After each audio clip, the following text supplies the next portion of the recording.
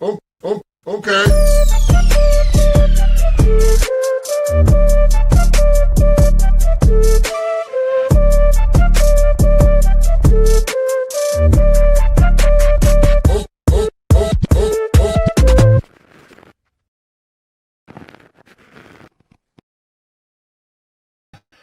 Well, good afternoon, everybody, and welcome to the Daily Herald here on Badlands Media. I'm your host, Jon Herold. Hope you're all having a great hump day. Mimi Two Boys X times 2 says, I just bought my 2 son-in-laws the Chef IQ. Hope they include me in their dinners. Thank you for doing that. Appreciate the support, and you will not regret that present. It'll be a hit for years to come. Is anybody else feeling I don't want to say burnt out, because I don't feel burnt out, but I feel like the news cycle, like the news itself, the news cycle is burnt out. Like it's sick of giving us anything interesting to talk about. There's nothing good. Like we're going to spend a majority of today's show probably talking about the Patrick Byrne revelation. Ashe has a really good thread. There are some legitimate questions that I think should be asked. And I just want to read through that. And mainly, like, if there's anything else that I felt was worthwhile to cover, I'd definitely do it. But there's like nothing. I don't really care to talk about the Candace Tim Pool thing. The NDAA or whatever, like they're still making changes. Every congressman's like, I'm doing the principled thing and submitting this amendment. None of them are going to go through probably anyway. John, if Tim Pool goes away, will you wear a beanie? No. I don't like wearing hats. Like even if I do have to wear hats because like don't shower or something, it'll be like a baseball hat or one of those Badlands hats that we got. I don't wear beanies. Even in the winter, I'll just put like my hood up over the top. Tired of the ops. I'm completely burnt out, says Vera Barra. Everything is a stretch, bravest. Yes. Fake news is crashing and burning. Nurse Betty, 100% thinking about taking a break from it all. I don't know. I get that. I think it's very important for your mental health to take a break from this stuff sometimes. It's needed from everybody. I think the best thing, if you still want to stay like somewhat engaged and informed, but you want to protect your mental health, it's break away from the drama. There's so much of that going on. Like you guys would not believe the amount of drama people try to rope me into. You just ignore it, mute or block. And ever since I've started doing that, muting and blocking the disingenuous liars, my mental health has arguably never been better. Mega Mama, John, I'm here lurking. Good to see you. Phil Scarborough, Pat needs to come on Badlands and answer the hard questions. Yeah, that's what's unfortunate. Like I said, we'll go through, Ashe's thread. And some of these questions she was going to ask on the interview, but obviously with the revelation from yesterday where he admits to being a CIA agent, or at least says he is, whether it's true or we should believe him, that's another question. We'll get into it. Please go read Joe Lang's latest Substack, Podesta links to Moldova bank heist. My boy Joe does great work. Good dude. I want to, but as a retired guy with lots of time, I cannot help myself. Yeah, it's hard. It's hard. I mean, you can consume this stuff, through an entertainment lens for sure. You got nothing better to do. You just got to understand the psyops that you're constantly being put through, and as long as you have a good filter, you should be good to go. Spetzel, that interview ain't happening now. Probably not, but that's what's unfortunate, right? Like if what you're putting out is that important and true, you should want to sit down and be asked the tough questions. But if people questioning your information like that, I don't know. Shying away, I don't think it's the answer. I wouldn't do that, but it is what it is. Let's get a quick word from our sponsors, and then we'll start plugging away. And we're going to start out with My Pillow, Mike Lindell. And I think we should give him a little love at the beginning because it's his video later from Lindell TV, which Patrick Byrne said that he was a CIA asset. Rebel Nader, I took a break for a while. It's still the same bullshit when you come back. Yeah, that's true too.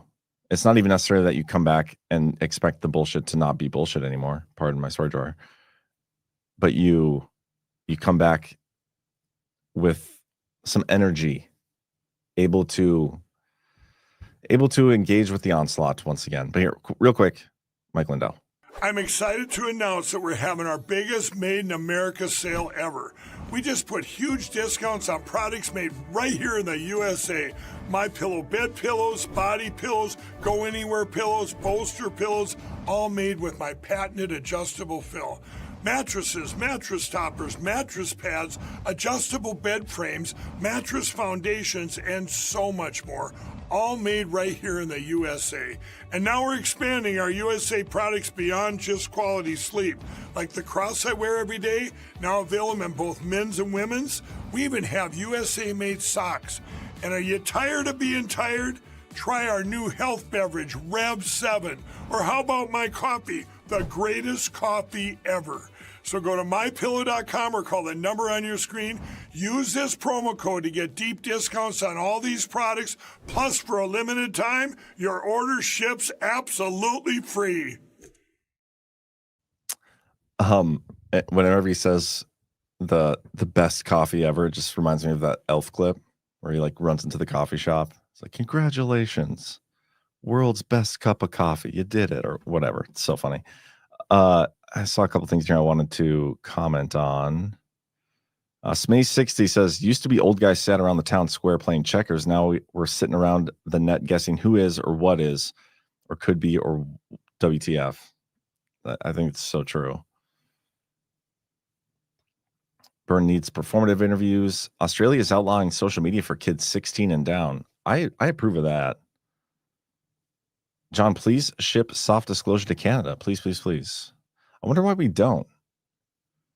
I could ask that question. I don't know. I mean, probably cost prohibitive, maybe. I don't know. John, can you ask Lindell why he has no inventory of men's moccasin slippers? I could shoot him a text, but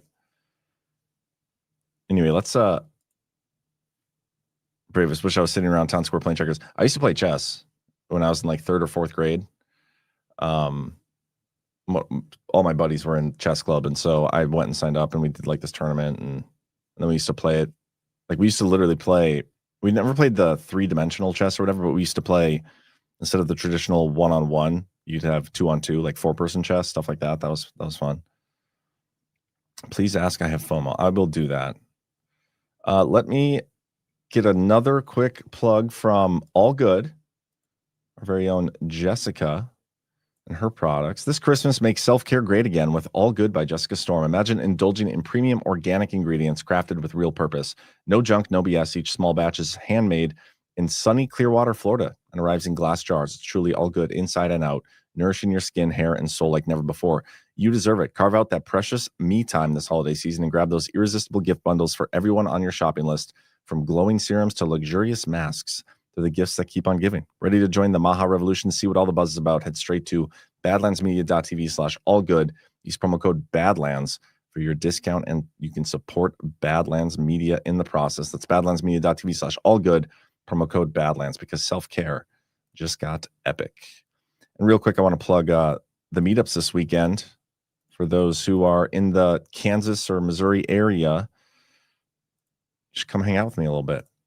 And Matt Gates and Lorenzo Sewell and Captain Seth Keschel.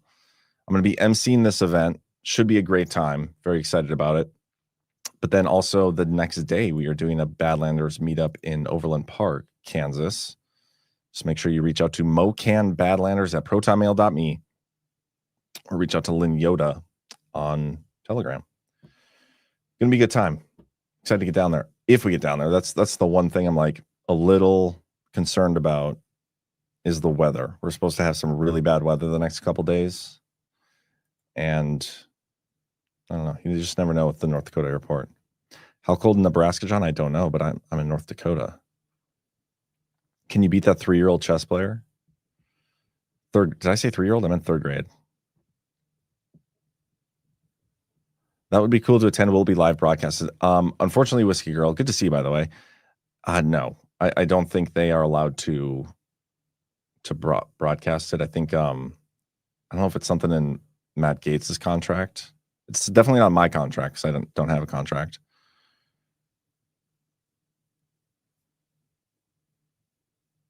Anyway, okay, let's plug away and we'll get to the Patrick Byrne stuff because I am curious what you guys think.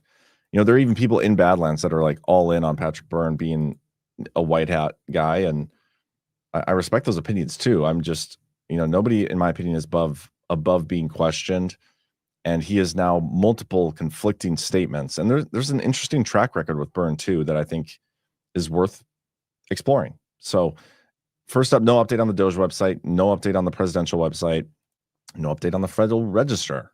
There's just no updates anywhere. Not going to go through the NDAA today.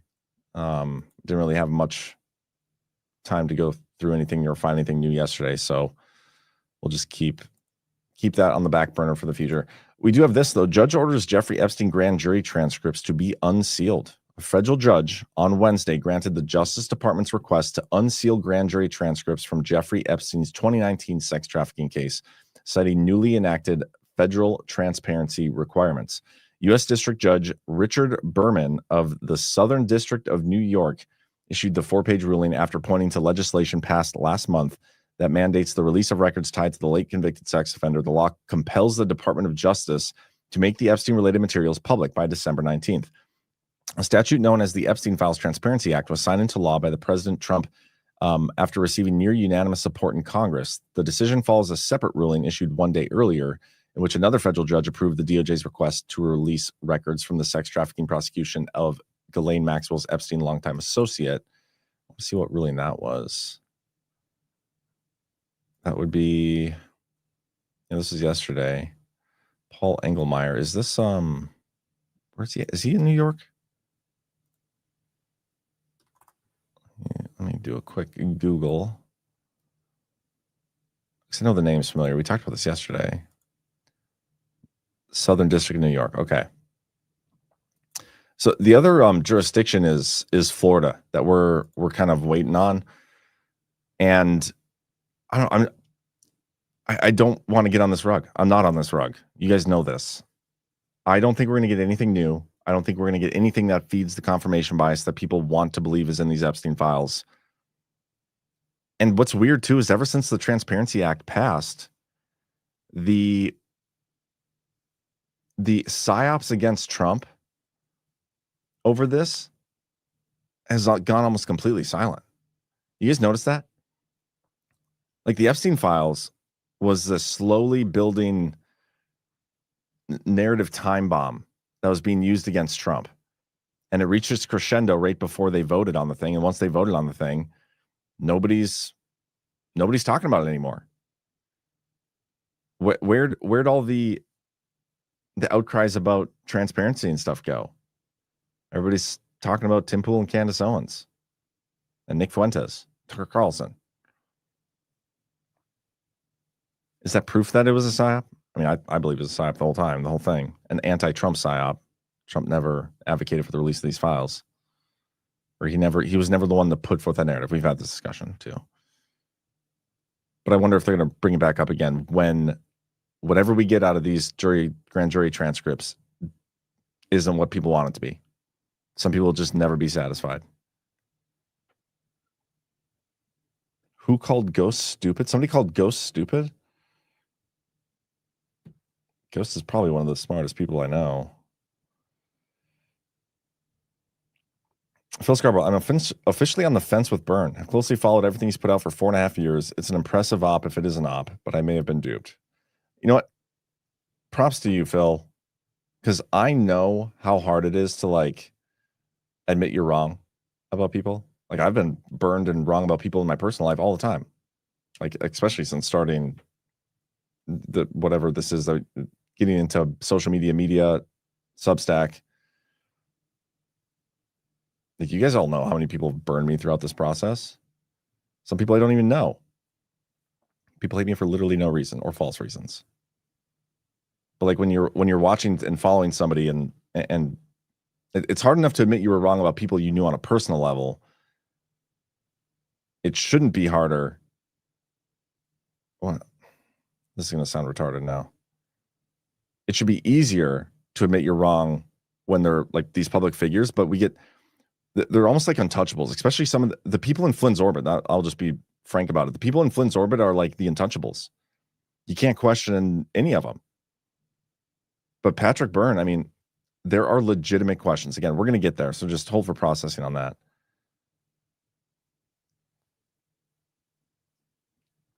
Ghost is anything but stupid. Geez. I'm wavering on Byrne as well, which leads to Flynn, which leads to... Yeah. I don't know, guys. Anyway, I'm not expecting anything to come out of this. Anything new. So I'm just going to move on. The Justice Department challenges court order blocking access to Comey Associates files. Justice Department on Tuesday moved to overturn a federal judge's order temporarily barring prosecutors from accessing computer files belonging to Daniel Richman, close associate of former FBI Director James Comey, saying the order obstructs efforts to pursue a new indictment. Richman sought to return of the files seized in 2019 and 2020 during a media leak investigation, which, by the way, that investigation was done by John Durham. That investigation ended without charges. His lawyer said the government retained the materials for years, including privileged communications, and conducted searches beyond the original warrants. U.S. District Judge Colleen Kolar-Catelli, that's like almost a tongue twister. Colleen Kolar-Catelli issued a temporary restraining order requiring the files to be returned and barring further access. Justice Department called the move a transparent effort to suppress evidence and said civil plaintiffs cannot block federal criminal prosecutions. The department alleges Comey used Richmond to share information with the media about FBI's investigation into Hillary Clinton's email use. Comey was charged in September with lying to Congress about authorizing an associate as an anonymous source.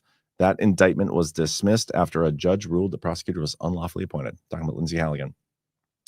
Curious to see where this goes. I mean, this is more on the periphery of the things I'm interested in covering, but Comey, central figure in a lot of the shenanigans. I want to see him face accountability.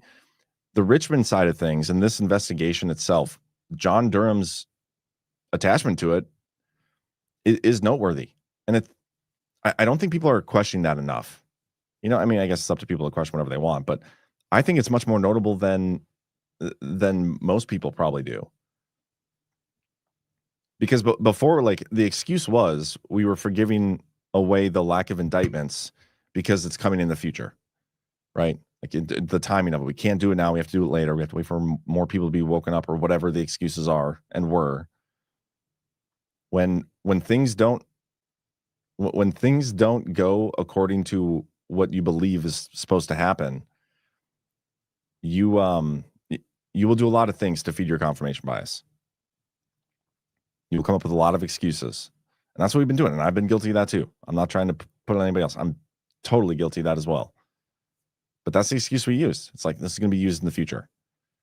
But if it turns out that may not have been the case, now that we have the declassified annex from the Durham report and all that stuff, it makes me look at something like this, where he didn't bring charges when Comey clearly used this Richmond guy to leak information to the press. Why weren't charges brought on anybody, whether it's Richmond or Comey or the other guy, Probicki or something? I don't remember his name. But as you get new information, you got to change your filter that you look at this stuff through. An interview that Colonel Towner did recently thinks they, Flynn and company, want us to call their BS and lies out. She thinks they use it to see where we are. And you know what? That is a great point too. And but the mere fact that we don't know what they're doing, and it's very rare that you or I will know these people on a personal level. So how are we supposed to trust them? We can barely trust the people we do know on a personal level. How can we trust the people that we don't? And wouldn't half these guys worked in the intelligence community? Obviously, you know, I like Flynn. So some of he used to surround himself with Charlie Ward and some of those characters who I've never understood. And the justification, you know, the thought process that we went through was like, well, he's doing it to protect the community and like out somebody or something. Like who knows? But the fact we don't know for sure, you still got to be able to call it out. But again, people put so much pressure on the community. Anybody who questions Flynn or anybody in his orbit. But I like that thought process, and I think Colonel Towner's probably right about that. It's either they're doing it legitimately, right? And we should be questioning it, or they're doing it because they want us to call them out, and it's like an op, which in that case we should call them out as well, So I think that's great.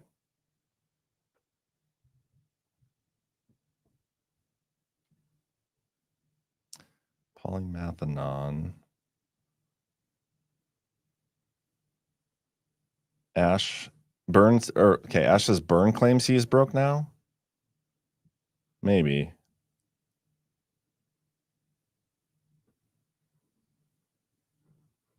The one guy that got held accountable got acquitted in Washington, D.C. This is a bullshit line of Congress case. Yep. I'm tired of penetration testing. Yeah. That was a funny one yesterday. A major problem in a representative government system is that you must have trust, catch-22. But it's even more so stupid when these people, we have no way to hold them accountable. Our elections are fraudulent. Okay, let's just skip ahead to the Patrick Byrne stuff since everybody's talking about the chat anyway. I'm going to play this clip. This was on Lindell TV. It's his interview with Emerald Robinson. And this is probably the most Emerald Robinson I've ever watched. Is this 2 minutes and 52 seconds? But listen to what Patrick Byrne says in this clip. That's huge. That's 2 huge bombshells right now. But I can't ignore the third. You just told us that you are CIA, sir. So how would you describe your role with the CIA, which you haven't revealed before? Well, again, I was telling the truth when I said they frequently was reminded that you have a really non-standard relationship. You have that. It became kind of my mother relationship. I had lots of relationships across the government, but eventually I went from there to by 2010, 20. You know what? Before we even get into this, like all the way, I'm gonna rewind it a little bit, but I want to play the first clip. Where he originally reveals he was CIA. To Venezuela. I think it's at the end of this. Rubio, CIA is at this point, and I'll tell right here. The real question at this point, and I'll tell you the truth, and I'm getting really mad. So I'm going to be a little more forthcoming in the past. What's going on is in the White House. So he's mad.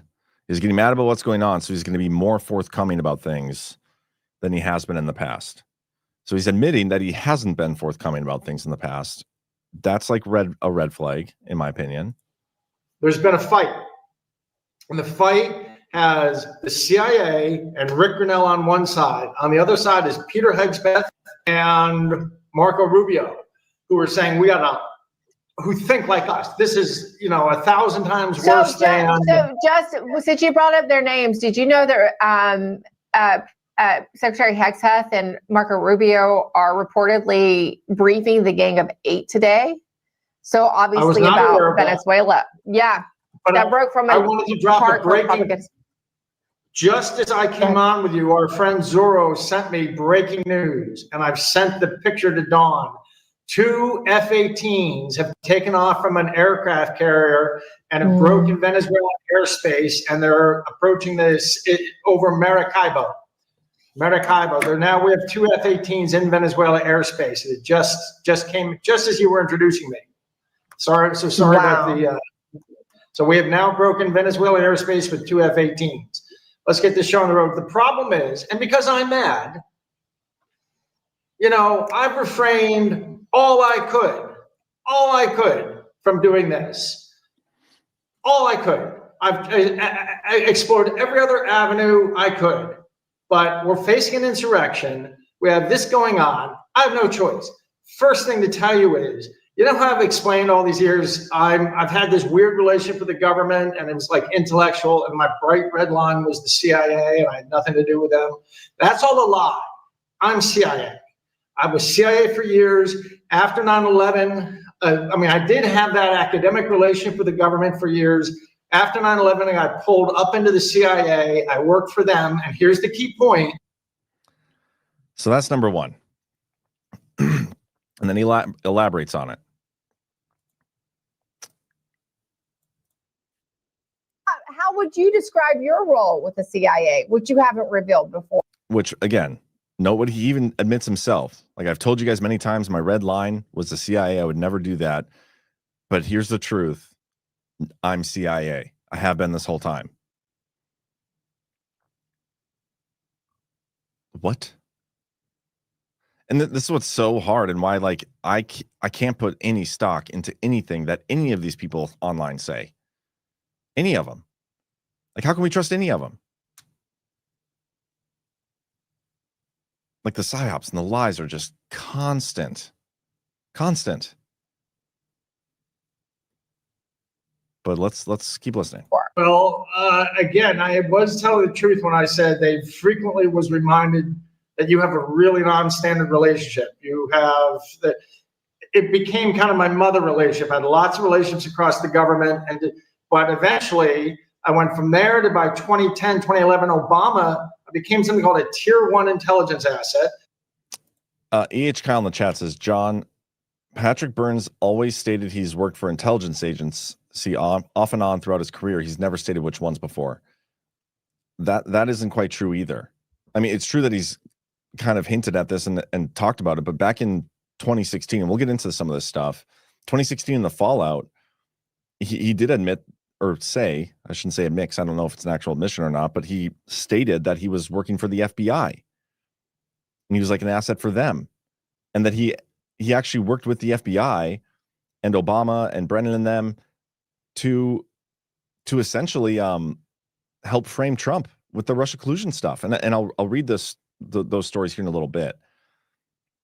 But as far as I know, and based on what he just said here too, he's never acknowledged or admitted to the CIA thing and adamantly denied it in the past. But now he's coming forward.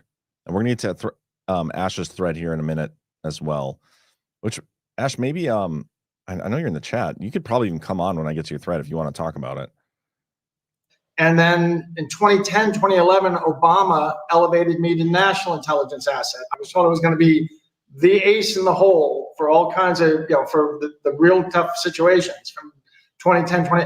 That was after working for Brennan for 4 or 5 years. And then I continued doing all that stuff through 2016. And all this crazy stuff happened that I've told you about, where we set up the Russian hoax. That's why, I mean, I've talked around it because I was trying to hide that. But I've told these stories about how I got drawn into setting up the Russian hoax and the Hillary this and that. There was a little bit of fibbing there. I didn't want to explain the whole truth. I was doing that. I didn't just stumble into it. I was their go-to asset. I was the national intelligence asset. First, I got pulled under Brennan in 2006, and then 2011, I got moved into the White House.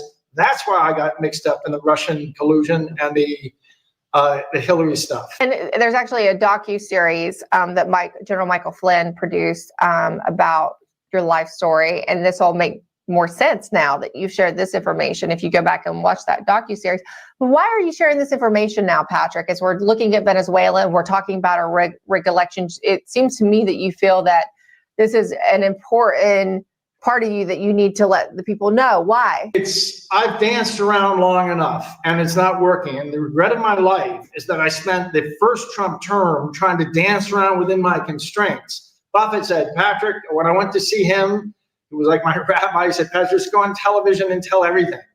And I just said I couldn't do that. But I went and told enough trying to shape. And I've had enough. We're having insurrection. We have an insurrection going on.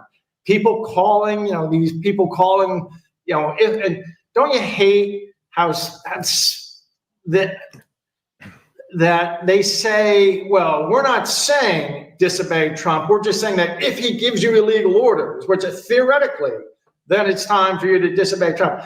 So I want to tell people in the military who I know watch your show that theoretically, if you have officers, generals or colonels who try to get you to take part in a color revolution, please kill them for us citizens. Just shoot them in the face. We'll appreciate it. Theoretically.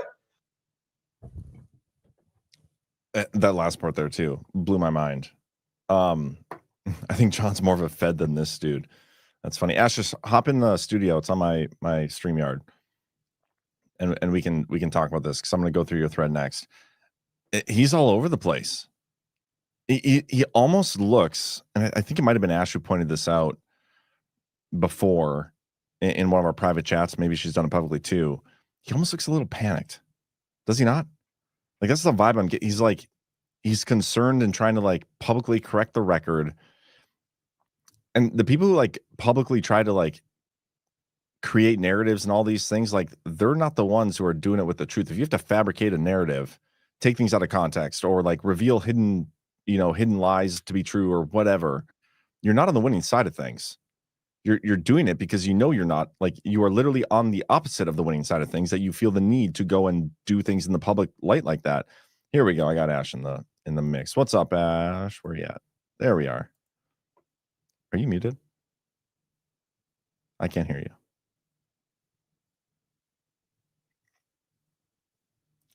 Can you guys hear her? Can't hear you.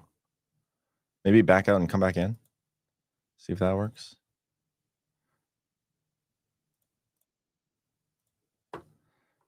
I don't remember where I was going with that. But he looks a little concerned. And one of the things Ashe said is, or when she said that, it made me think, like, we supposedly have these investigations going on, right? With the RICO Grand and all that stuff. How about now? Nah, you're great. How's it going? Good. This is very exciting. Yeah.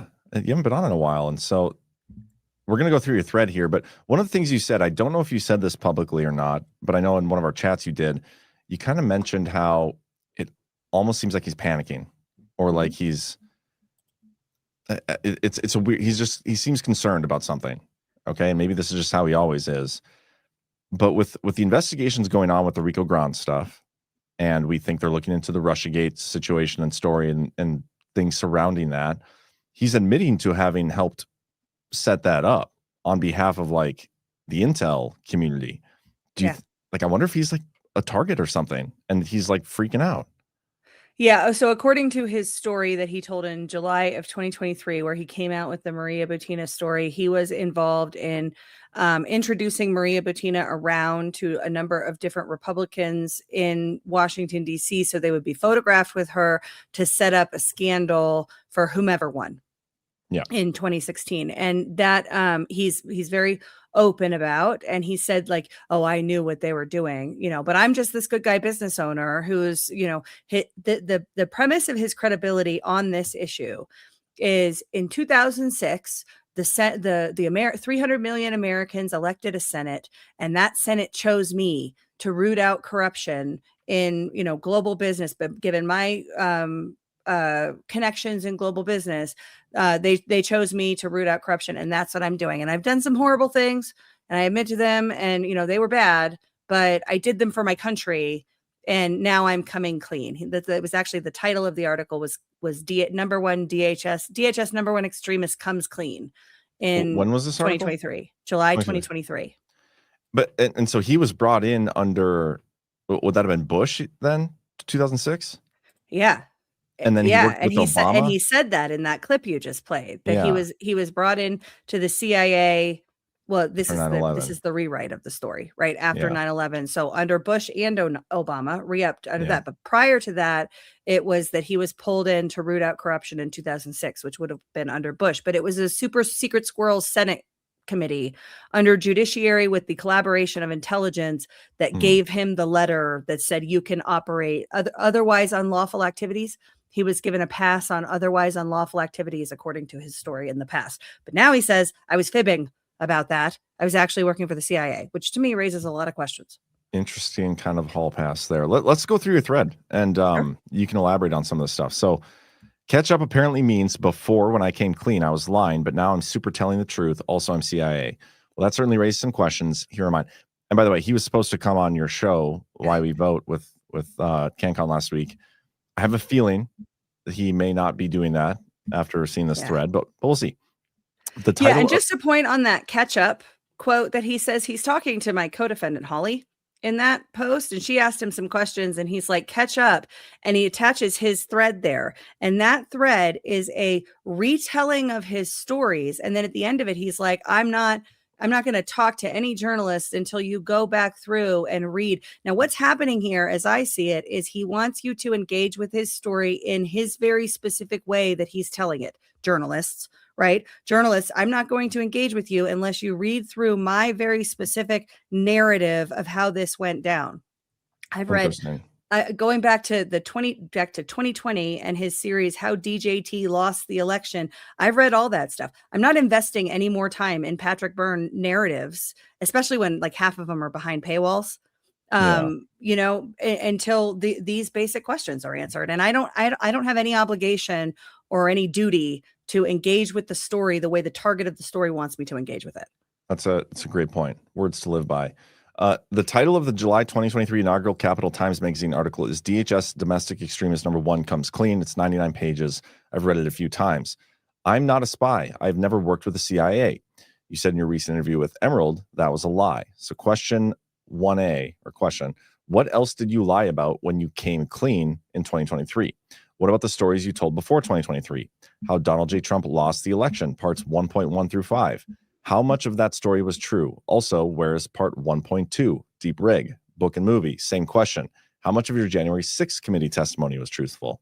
Which I've read through bits and pieces of that. I've also read through some of the Senate, is it the Intelligence Committee, and some of their report, and like his connections and his relationship with that Maria Butina, and like there's some interesting stuff in there. Maybe we'll get to that here too. But these are legitimate questions. Like, you're admitting to us that you've lied. So how, like, why are we supposed to believe anything else you've said previous to this? And the story now is, well, you know, I'm really mad, so I'm going to tell the whole truth now, and you have to believe me as I'm accusing cabinet members of sex crimes.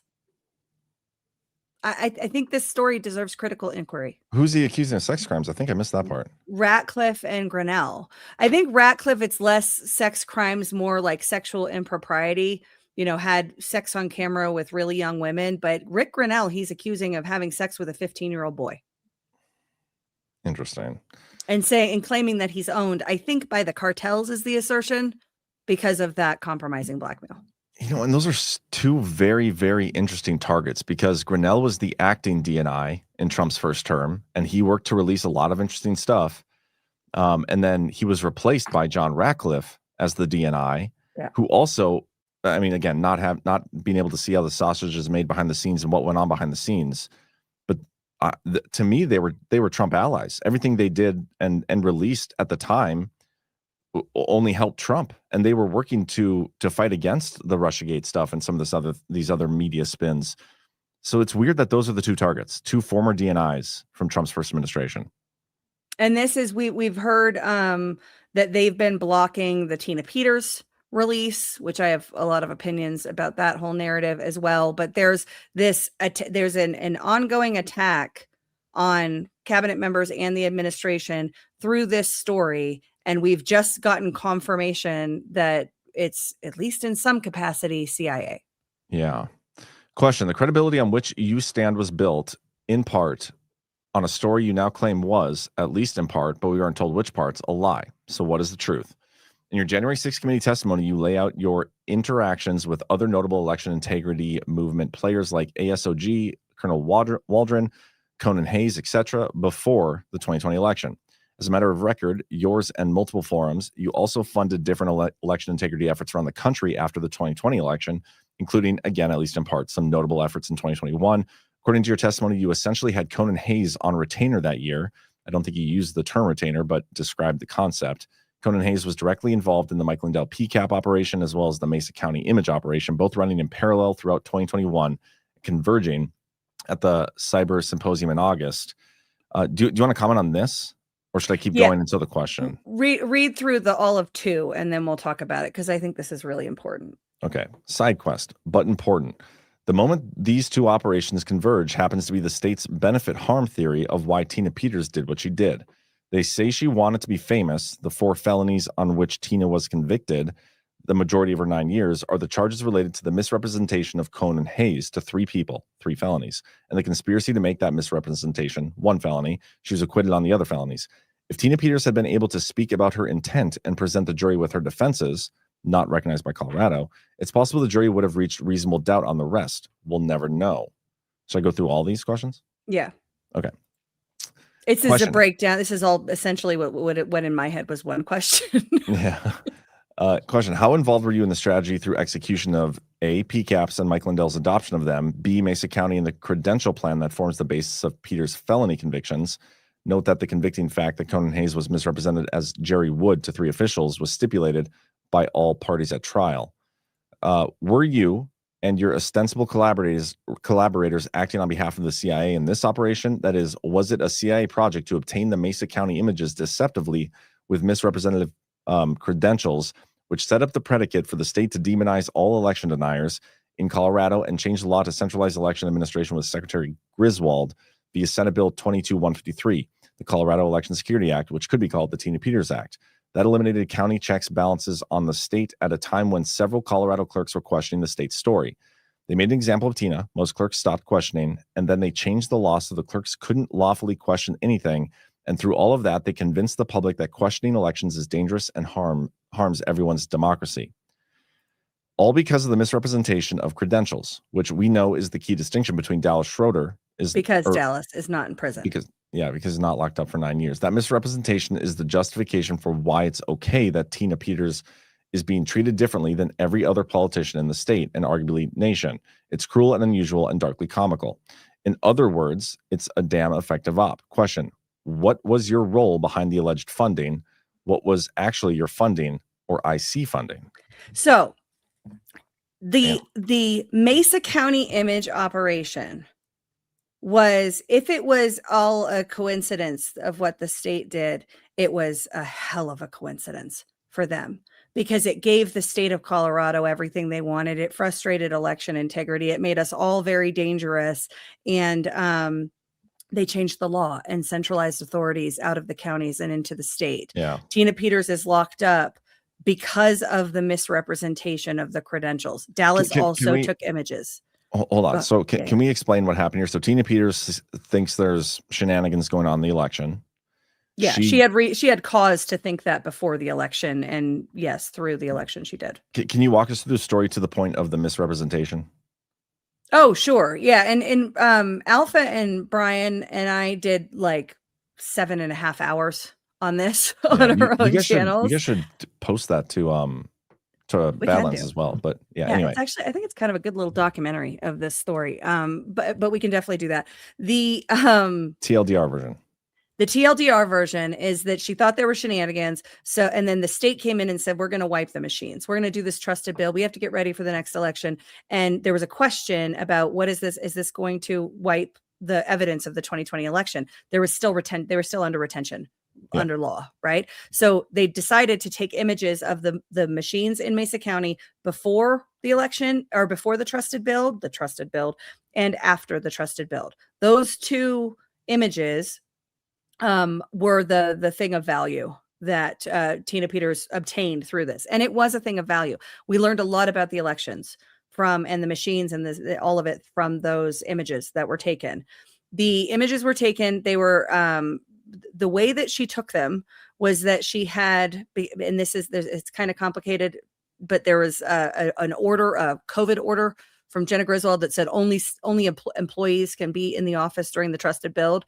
And so what Tina did was represent that Conan Hayes was Jerry Wood, who had employee credentials, and use those credentials to have Conan Hayes observe the trusted build.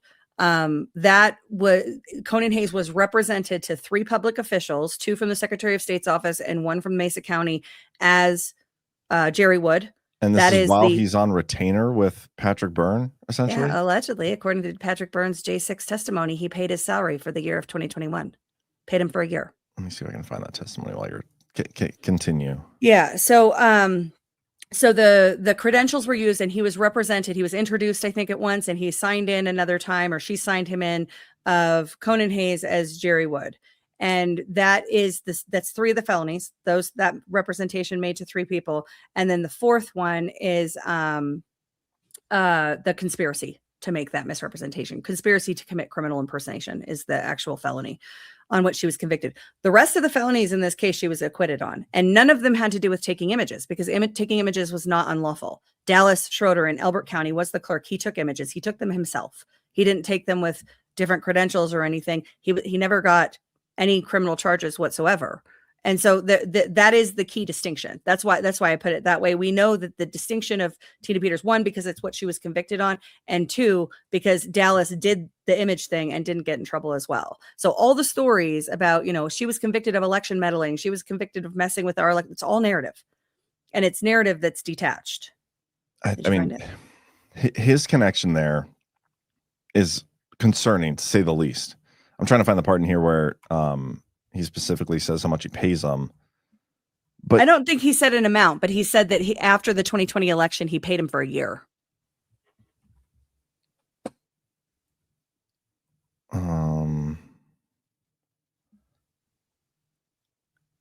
Yeah, I'll come back for that, because we'll find out. There's a point you're making here where, it's interesting that he's like in the orbit of this Tina Peters saga and seeing what she's going through right now on, with it being in prison, everybody's trying to get her out. And even some of the ways people are trying to get her out is like little fishy. But this is from Conservative Treehouse.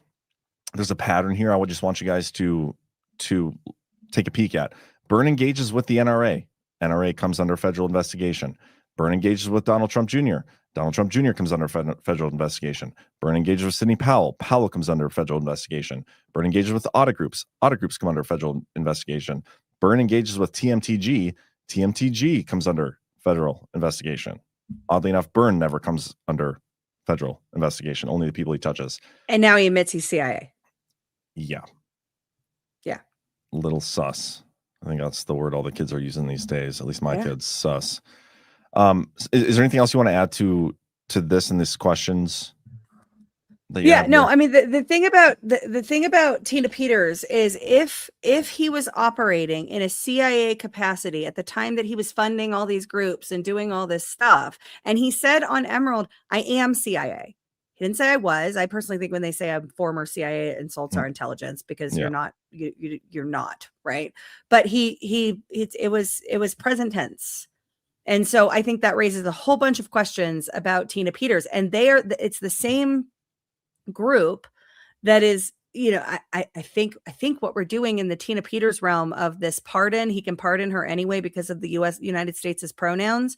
To me, it seems like we're setting up President Trump to be the reason that Tina Peters is still in prison at Christmas. Well, if he had just pardoned her, it would be fine. Now, I don't think he can do that. I think he becomes exactly what the left has always said he is if he does engage in that effort. But that was, Peter Tickton said on Steve Bannon that letter, that 9-page letter, it's dated for Saturday. It was released to us on Monday. That letter was written by Stephanie Lampert. Yeah, and that's the Stephanie Lampert thread here. I don't know where they're at. Patrick Byrne's attorney. Peter Tickton said yesterday on Bannon that Stephanie Lampert wrote the letter that has his name on it, urging Trump to pardon Tina Peters by Christmas. Lampert works for you, doesn't she? Is she working for you in a government IC capacity or in a private capacity? Is there a distinction? It's a great question.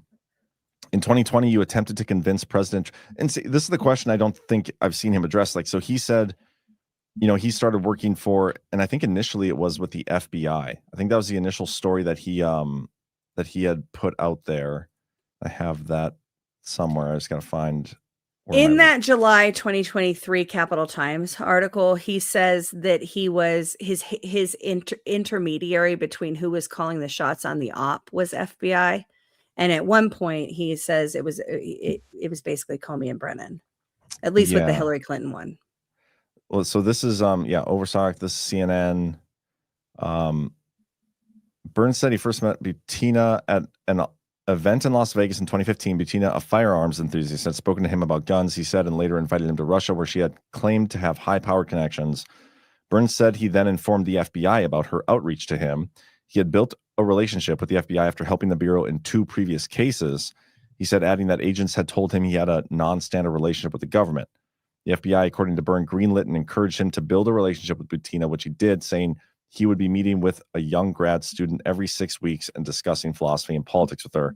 I'm just curious, like, what did Byrne get in return? You know what I mean? Like, was he paid for this work? Was there something else? Like, you can't say you have a contract or this relationship with the FBI unless you're getting something in return, right? So he has the thing of value that we know from the old storytelling that he received was that he had a letter that allowed him to operate otherwise unlawfully. And his motivation, according to the old telling, was he just loves America and he wants to stop corruption in the United States of America. And he did all of the bad things that he did for his country. Gotcha. That's what interesting. I don't know. I mean, but that's the story. That was the story of the motivation of Overstock CEO Patrick Byrne operating at the request of the government to do, some extraordinary things. That's where he said in that clip with Emerald, well, there was some fibbing in that because I didn't want to tell the whole truth. So which parts were true and which parts were bullshit? Yeah. I'm curious. I'm gonna have to go through some of the timing of this because the Senate Intelligence Community report that they put out, super long, but there is some references and emails they reference of these Russians, including Butina, who, by the way, was arrested for being a Russian asset. Like this one in July for 10 months she was in prison. Yeah, I think that time frame is right. It might be longer. And now she's like basically a legislator for Russia. Like she's in government over there. But this exchange, like supposedly he, again, according to the email of this person, he made a standing $1 million offer to her to have a baby with him. Yeah. And I'm curious of the timing of this compared to the timing of what he's saying in this report, where they like said, yeah, we don't want you to do anything, and then okay, come back, because both these are July. There's just some weird contradictions already forming, but let's keep going with this. I have about 3 minutes, and then I have another show at noon. So okay. In 2020, you attempted to convince President Trump to take novel executive action on the transfer of power. In 2024, 2025, you and people in your circle appeared to be attempting to convince President Trump to take novel executive action on Venezuela regime change, maybe not so novel, Tina Peters and pardon powers, and Tina Peters and federal witness jurisdictional authorities. Question: from 2020 to now, of your actions, your pressure campaigns on the president, and your criticisms of his responses and all of the projects you allegedly funded with the $80 million you're claiming to have spent or otherwise, what percentage of your actions have been in the context of active CIA or IC otherwise operations? Also, is the $80 million you allegedly spent real, or was that another lie? If real, at what point in this adventure did you decide to spend your own money, and was that because the CIA stopped paying? Yeah, I'll probably go through the rest of this with you not on. Is there anything you want to like add or comment on before you have to bolt out of here? I mean, I think we've talked about a lot of these different aspects of this story on the platform. I think about the Mike Lindell trial, and I did a whole bunch of different shows on Badlands about that, and we talked about these operations running in parallel and converging at the Cyber Symposium, and what was that, and how did we kind of end up in the place where we're at, and the CIA being involved in it, at least as a matter of funding some of the key people, right? That raises very new questions. Well, I think old questions that we've all had, but new details on which to anchor those questions. What really happened with these stories? And the people that have gotten in trouble for things, are they really the masterminds, or are they the scapegoats? I want Tina Peters to be let out of prison because what is happening to her is cruel and unusual. Sure. And in this context of the people that are continuing to, kind of shift the responsibility for this onto President Trump and the administration. Todd Blanche is blocking her. Pam Bondi is blocking her. Ed Martin's not doing enough. Dan Ratcliffe and Rick Grinnell and all of the cabinet, the whole cabinet, dummy old Trump, man. He just can't find good help. Trump is just being swindled again. That's the narrative that we keep getting from Patrick Byrne about President Trump going back to 2020. It's a rerun in a sense, but now he's admitting new details. So be interesting to see where this goes. Thanks for having me. Yeah, thanks for coming on. What show you got? Colorado show? My Colorado show. Yeah. Awesome. Where can people find that? Post on It is Twitter. on my yeah, I'll throw it in the thread. My America is my Rumble channel. And please, hit the follow button over there. I have like 1,000 followers on my Rumble channel. Awesome. Well, thank you, Ashe. We'll chat later. But yeah, she's raising some very valid points here with the new context of him being potentially CIA. And I don't think there's any reason for any of us to trust the intelligence community. Remember what Trump said about the intelligence community. It's the same. Here, I'll just play the clip. Don't forget this persecution is being done by the same weaponized agencies that for 7 years have been running illegal psychological warfare campaigns against the American people, much as if they were trying to destabilize a foreign country. From the Russia. And so I think my next question, is his involvement with the election integrity community. We know the CIA, like they like to hijack things, right? Like they will think of our community, for example, they will inject people into the community, get them a following, whether real or fake or whatever, and then split things off, but like little communities and groups I've been a part of, Badlands has been the target of a takedown since the day we started. I get blamed for the whole We the Media thing, and then everything that's happened since. Like, it's kind of weird that it all centers around the same people constantly always going after Badlands, always, and doing so from a place of lies and deceit. It's weird.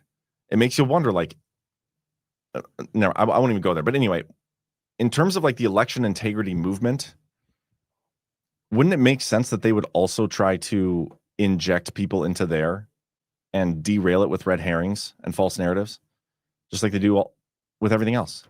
That's how the intelligence community works. It's how they conduct these cyber operations.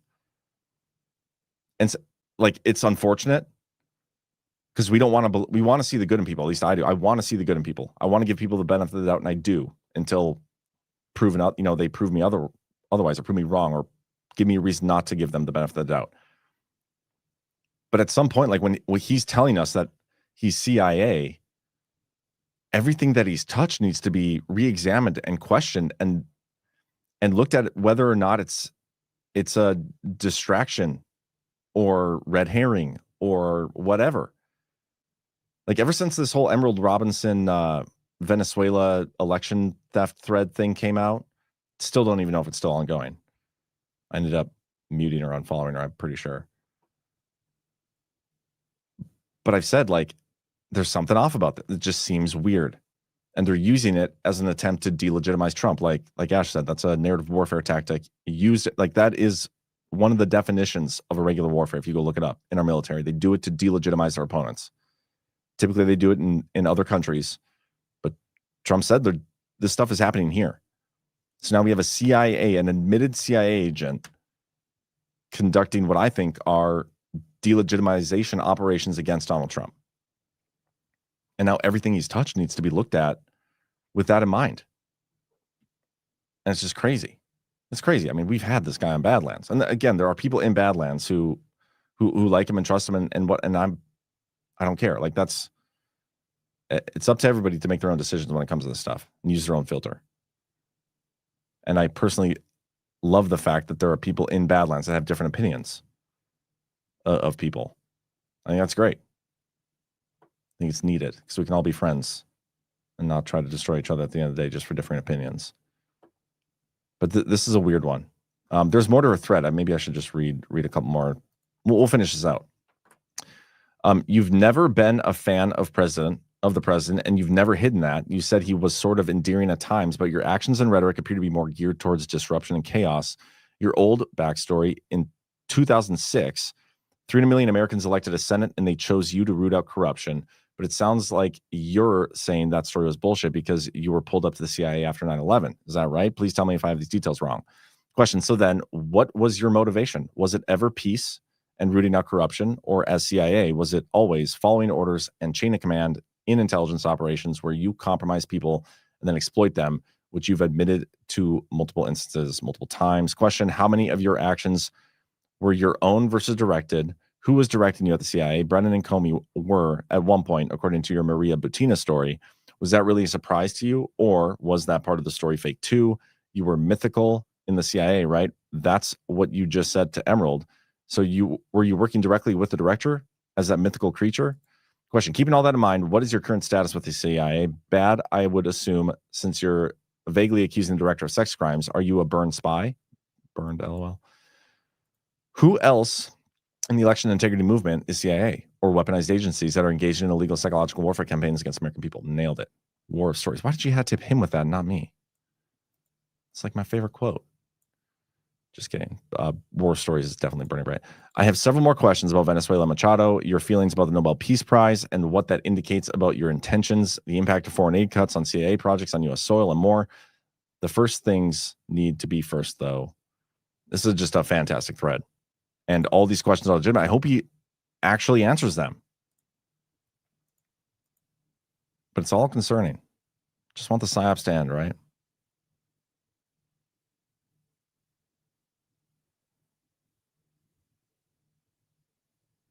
Delegitimization word in boss world means spotlight on. Just saying. I don't trust any of them, says Dale D. Or D Dale D. And I think that's kind of the point.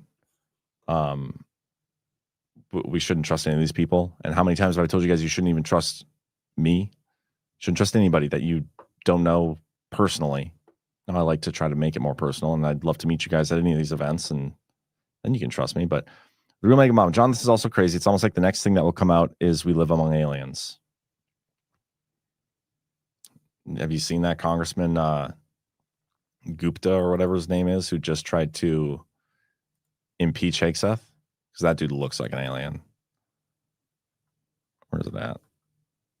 This guy. Canada. Today, I introduced articles to impeach Secretary P. Loser. But yeah, guys, I'm going to wrap up here. And is there a show on after me? Because what I might do is just raid you guys over to Ashe's show. Let me look real quick. Breaking Histories before Geopolitics with Ghosts bonus episode. Ah. Well, there you go. Do you guys want me to raid you to Ashe or Ghost?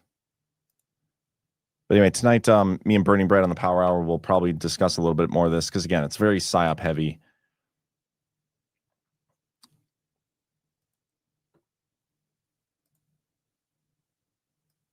Couple of rants here. Rocky Top Apologist, good show for $5. Thank you. David H. Paul, I love it when John, Ashe, and Badlanders call these grifters out publicly. This is how we step back and sort through the BS. Thank you. I thought we do our best. Heartstop, thanks, John and Ashe, for everything. Appreciate you, Heartstop. Hope you are doing well. Keith Higgins, my takeaway from Byrne's reveal of CIA status is Rabbi Warren Buffett increases wealth tenfold by using Pat's global intel access, Senator Grassley and his law fairies, in the pocket to keep intel quiet. And then we got Simul10 says, does anyone remember when Byrne asked his audience what they thought about a Susan Rice Flynn presidential ticket? Can't find the clip, but check this out.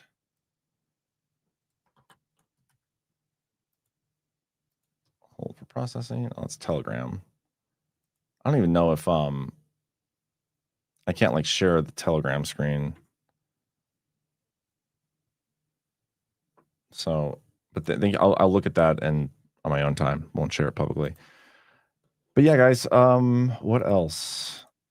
Don't forget to get your soft disclosure in time for Christmas. And in doing so, you'll be supporting multiple America First companies. Ghost is going to get extra Geo on us. Any raid beats walking. Ghost, Ashe. You guys are well, see, here's the new thing. With Rumble, like the creator program, they require you to raid channels that aren't your channel. Like we typically raid our own shows, but they made it a requirement now. You have to like raid 5 other channels or something. And so I do think it's going to be, I think I'm going to raid Ashe, but if you guys want to watch Ghost, just come on back to Badlands and check it out. You guys know where to find it. Let me see. I'm going to play the soft disclosure ad quick, and I'll be right back on to make sure I have this all sorted out. So 1 second. Soft disclosure just dropped new favorites for the season. The lotion, your 5-ounce favorite, is still here. And now we've added full 11-ounce bottles. New lavender tea tree deodorant, clean, calm, and effective. New tallow bars, chamomile lemon rose and naked. Rich moisture, that actually works. And now, the lineup is complete. Beard oil in unscented and spiced vanilla. Palo lip balms, available in chamomile mint, vanilla, naked, and vanilla tangerine. Palo bar minis for pocket-ready hydration. Available in vanilla coffee and naked. And finally, lavender vanilla lotion. Clean, calm, and made to work. Visit softdisclosure.com. Use code Badlands and get 15% off. Soft Disclosure, for truth you can gift. So this is her Rumble channel, My America. I'm going to rate us over here. So do a favor and hit the thumbs up and whatnot over there and here. Give them a follow. Appreciate you guys. Sorry I went a little over today, but I'll be back on tonight on the Power Hour at 10:30 p.m. Eastern with Burning Bright. Should be a good show. So make sure you guys tune in for that. And with that, you guys have a wonderful rest of your day. I will see you tonight. 0. Extra, read all about it. 2, 3. Let's get started.